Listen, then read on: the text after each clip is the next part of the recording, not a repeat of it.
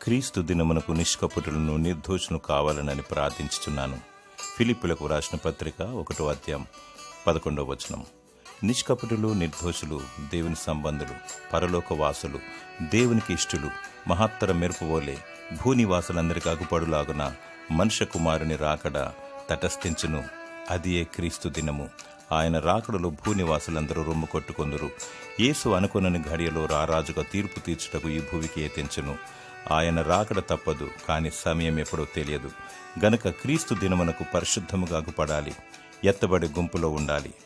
భలా నమ్మకమైన దాసుడా అని దేవుని ద్వారా మెప్పు పొందాలి.